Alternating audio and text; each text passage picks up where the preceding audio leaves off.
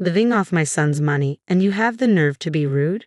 My mother-in-law, Catherine's voice echoed through the room. I don't even want to speak to you, she yelled, her words cutting sharply. After that outburst, she began ignoring me completely. Days turned into weeks, and before I knew it, I had endured 3 months of her silent treatment. To compound the situation, Catherine and my husband John did something unthinkable. The key doesn't work, I exclaimed in disbelief, realizing they had changed the locks on our home without informing me.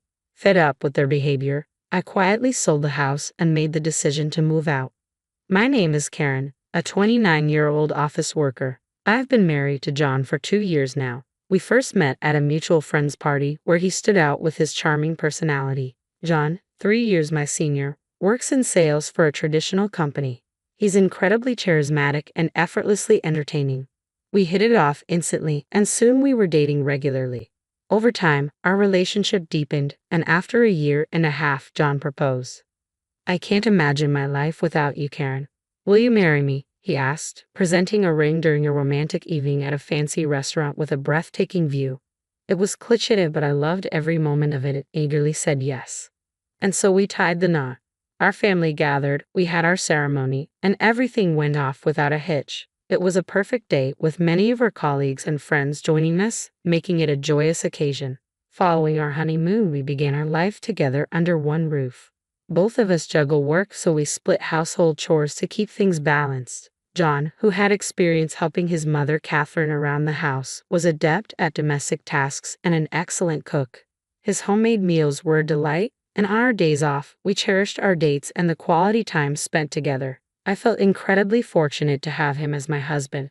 2 years into our marriage, our love remains strong, and we lead a happy life. However, not everything is perfect. The issue lies with Catherine. From the moment we met, she displayed a cold demeanor towards me. The root of her disapproval seemed to stem from my educational background. Oh, you graduated from a less prestigious college? I find it hard to trust people who didn't excel academically, Catherine once disparaged me. While my college wasn't Ivy League, I chose it for its specialized courses that aligned with my interests. I firmly believe one's educational pedigree doesn't define their worth, especially in the real world. Catherine's remarks about my education caught me off guard and left me feeling deeply hurt. Tension hung thick in the air during our family gatherings, leaving my husband visibly uneasy. I had harbored reservations about Catherine even before we married, but my love for John outweighed my concerns. Since losing her husband a few years ago, Catherine lived alone in her in-laws' home. She frequently visited us, often finding fault with my efforts. Your cleaning skills are lacking. Sloppiness irks me. Ensure every corner is spotless, she'd critique, oblivious to the fact that John had cleaned just the day before. Not wanting to provoke further conflict, I remained silent, apologizing and weathering her criticisms. Yet Catherine's visits persisted, each one bringing new disparagements. You lack education, can't manage household tasks, and haven't even started a family. What do you even bring to this marriage? Her words stung deeply, especially when I was already feeling vulnerable. Fed up, I finally confided in John. Can't we address Catherine's treatment of me? What about her treatment? She's constantly insulting me, he replied, frustrated. Really? I never noticed. His casual response caught me off guard. My husband didn't perceive his mother's comments as derogatory. Hearing this revelation in our 2nd year of marriage left me stunned. Are you serious? I don't think Mom means to be hurtful, I faltered, questioning my own perceptions. Was I the one overreacting? No, it couldn't be me. It was becoming clear that both my husband and Catherine were out of touch. This realization deepened my growing distrust toward my husband. I had sensed hints of his complex relationship with his mother before, but it hadn't been an issue until now. His issues with his mother were becoming a real concern. Mom thinks you should cook more nutritious meals. Can we add more variety to our menu? He asked one evening. We both have demanding jobs. I can't prepare elaborate meals every day, I replied, trying to balance our responsibilities. A wife's cooking can inspire her husband to work harder and succeed.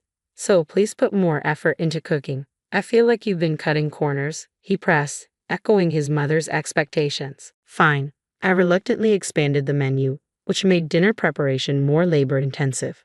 However, What truly unsettled me was Catherine's reaction when she found out that my husband was sharing the household chores. How dare you make John do housework? A wife should never do that. Stop it right now. Catherine's voice rang out angrily, pushing me to my limit. Both my husband and I work full-time, so it's only fair to share the chores, I countered calmly. You, my daughter-in-law, dare to speak against me. Unbelievable. This is why I can't tolerate people without proper education. My argument has nothing to do with education. In fact, I believe my perspective is more suited to modern times. I responded firmly. Your views, Catherine, are outdated. My comment caused Catherine's face to flush red with anger. That's enough. Stop mocking me. I won't stand for this. Catherine stormed off to complain to my husband. Furious, my husband called me over. Mom is really upset. Why are you provoking her? I'm not the one causing trouble here, it's your mom. I tried to explain, but my husband shocked me with his response. This is all your fault, isn't it, Karen? Wait, were you listening? He shot me an irritated glance before continuing with a disapproving expression. What's with the attitude? You've become so disrespectful, just like Mom warned.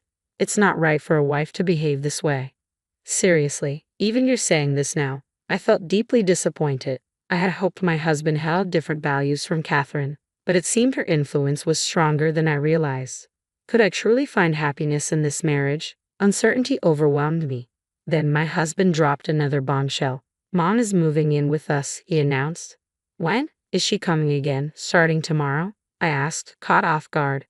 Don't say starting tomorrow like it's temporary, he replied uneasily. So, it's just for tomorrow? I questioned with a sinking feeling. No, she's moving in, starting tomorrow, he clarified. Moving in? I couldn't believe what I was hearing. Since when did this become about living together? My mom finds it inconvenient to keep coming over, so we decided it makes sense for her to move in, he explained, oblivious to my shock. What?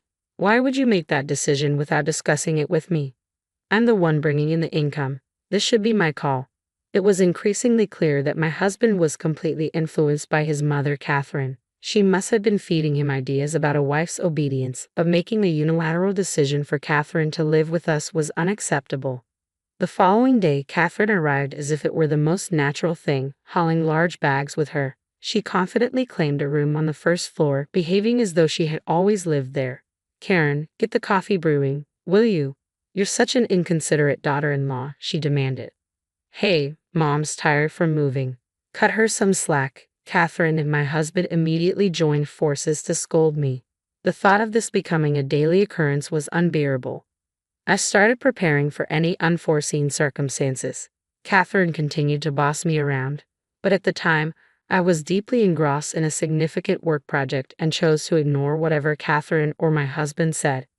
Why are you coming home so late? It's Karen's job to make dinner. Why are you making us wait? Catherine demanded. I had to work late. Looks like you both ate already. What's the issue? I replied calmly. My husband and Catherine glared at me, their faces flushed with anger. It's infuriating. Living off my son's money, and you dare talk back? I don't even want to speak to you. Catherine's voice boomed with accusation. I couldn't fathom where she got that idea. I wasn't financially dependent on my husband. In fact, I earned more than him. Yet Catherine seemed fixed in her misconception, and soon enough, she began to actively ignore me. No matter if I greeted her politely or asked a question, she brushed me off. To my dismay, my husband started to follow suit, joining her in this cold silence. Before I knew it, I had endured 3 months of being completely ignored. I was deeply engrossed in a demanding work project, and oddly enough, their silence provided a welcome respite. Who knew being left alone could be so refreshing? They both wore smug smiles, thinking their silent treatment was getting to me. I saw no harm in letting them think so, even affecting a subdued and disheartened demeanor. But as my project neared its peak, the workload demanded even more of my time. Working tirelessly with my team, we finally reached the project's conclusion. In my intense focus, I had completely forgotten about Catherine and my husband. I was so absorbed that their silence, even if intended to bother me, went unnoticed.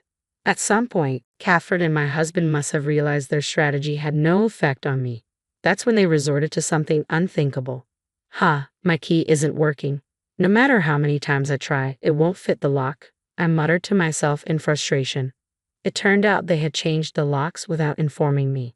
As I struggled outside, attempting to get in, I overheard Catherine and my husband talking inside. Is that a burglar? Catherine's voice sounded alarmed. Ha, but we're home alone, so it can't be a break-in, right? Catherine's voice carried a mocking tone. Maybe it's trespassing, my husband chimed in, joining her laughter. Yeah, maybe we should call the cops, Catherine added, the amusement clear in her voice. Their laughter and casual discussion echoed through the house. I couldn't believe how far they had taken their disregard for me. It was the final straw. Quietly, I resolved to sell the house and move. This house had been my family home, left to me by my parents when they retired to the countryside last year. I have full ownership rights and had already taken precautions, having the house appraised in case I needed to sell it quickly due to Catherine's presence. I relocated to a business hotel and informed my parents of the situation, along with my decision to sell. Disappointed in my husband and Catherine, they gave me their full support. With their encouragement, I promptly contacted a real estate agent and sold the house. I arranged for a locksmith to change the locks, and as I entered the house, Catherine looked at me, visibly startled. How did you get in? You didn't break the lock, did you? Catherine's voice, laced with indignation, pierced the air, a sound I hoped to never hear again. Ignoring her protests, I began packing my belongings. Say something, I'll call the police for trespassing, she threatened, her voice growing more frantic. Ignoring her threats, I proceeded with my departure, accompanied by movers who swiftly began transporting my larger items. Catherine continued shouting accusations, calling me a thief, but I remained steadfast in my silence. The locksmiths and movers seemed uneasy around Catherine, likely sensing the tension. I had informed them beforehand that Catherine was my husband's mother, suffering from a severe mental condition, and that she had mistakenly changed the locks, believing my home to be hers. The more she screamed, the more evident her condition appeared. Suppressing a smirk, I efficiently directed the move. Soon, all my belongings were gone. I left pre-filled divorce papers on the table and exited without acknowledging Catherine's tirades. As I walked away, Catherine's shouts faded into the background. Let her taste the bitterness of being ignored completely. Later that night, my husband called me, seething with anger. What do you think you're doing, taking things from this house? I decided to confront my husband directly. What are you talking about? I've only taken what I purchased with my own money. Let's not forget, the house itself was passed down to me by my parents. You've been so focused on pleasing Catherine that you've started to believe your own falsehoods. It seemed my words finally struck a chord with my husband. His phone was on speaker, and I could also hear Catherine's voice interject. Wait, what's going on? Perfect. Since Catherine was listening, I continued firmly. Catherine, listen carefully. I've already sold the house, so I need you to leave immediately. And please sign the divorce papers. If you refuse, I'll pursue this through the courts. Both of them fell silent, clearly taken aback by my declaration. Are you giving me the silent treatment again? That's fine, but know that I will not hesitate to enforce this. I knew their silence was not because they were ignoring me, but because they were stunned. Nevertheless, I pressed on. As expected, my husband finally spoke up. Wait, please, but I chose to ignore him and ended the call. Shortly after, I initiated divorce proceedings through my lawyer. My husband promptly agreed, perhaps fearing a drawn-out legal battle. As a result, both my ex-husband and Catherine were evicted. While they could have afforded a decent apartment with the money from the house sale and their pensions, Catherine's reckless spending habits had depleted their resources. She had used my father-in-law's inheritance to pay off debts, leaving my ex-husband struggling to manage the debt she had accumulated. Despite his lengthy explanations and pleas for reconciliation, I chose to ignore him completely. Now, I live alone in a comfortable apartment. I've decided to save the proceeds from the house sale for my retirement. At the moment, I'm focused on advancing my career and aiming for a promotion. Love can wait. I'm prioritizing my own future and stability.